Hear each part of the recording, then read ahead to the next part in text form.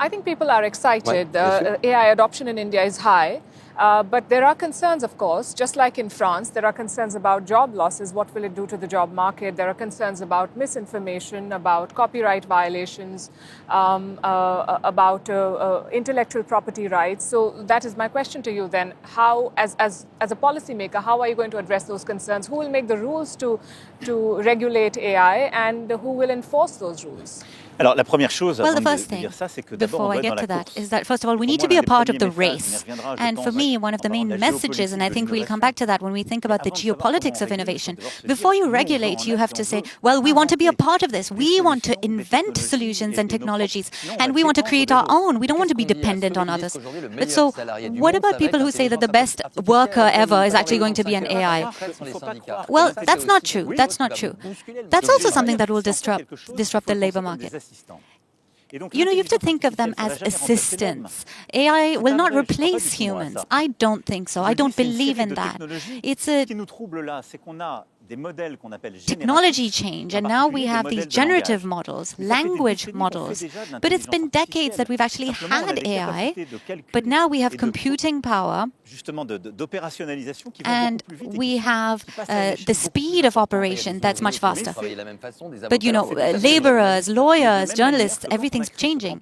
Yes, but when we built this Grand Palais, work was different. We worked differently. There was technological progress since. So we have to prepare for that. We have to train for it. Now, in my first term, we actually created trainings. From the 11th grade, we had digital training, and we have a large number of youth who are interested in science today. 40,000 students a year, which has now gone up to 100,000 students a year. And we're going to train them. And that will completely transform our jobs. You're right. So in tasks that are very repetitive, you're actually going to be able to delegate some tasks to these assistants. But there are enough and more studies that show that jobs are going to be lost. And do you think that we are moving fast enough in the direction of training the workforce to ensure that people do not suffer? Because that is a real worry. You're right. The key is to train and to support people, because their jobs will change. So people who do repetitive tasks, maybe they will have an AI assistant who will do some of that for them. You know, back office work in the service industry, sometimes draft some responses and so on. But that will help people to free up time to do other things, to be more present. So if you look at care workers, there might be AI assistants who do some of the more repetitive tasks, but that gives people space to do more, to do other things. In our countries today, we talk about it every day. You, in fact, Laurent, talk about it every day. Many care workers find their jobs very difficult. And so AI will help delegate some of this work and place humanity at the heart of it. A robot or an AI can't make a caring phone call, isn't capable of physical touch, can't connect with somebody old. You know, I don't believe that.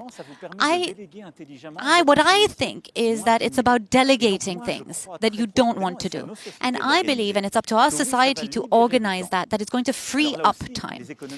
And not all economists agree. Some say it'll be huge productivity gains. Others say no, not so much. But we need to arrange things so that AI helps you free up time for these repetitive, low value added tasks, so that you can have more time. So people in public services, for instance, they need to spend time with us. They need to be humane. There's a lot of loneliness and solitude in our society, so we need to delegate some tasks. And I was saying that for the care sector, and it's up to us to organize that. But I don't think that we'll be replaced.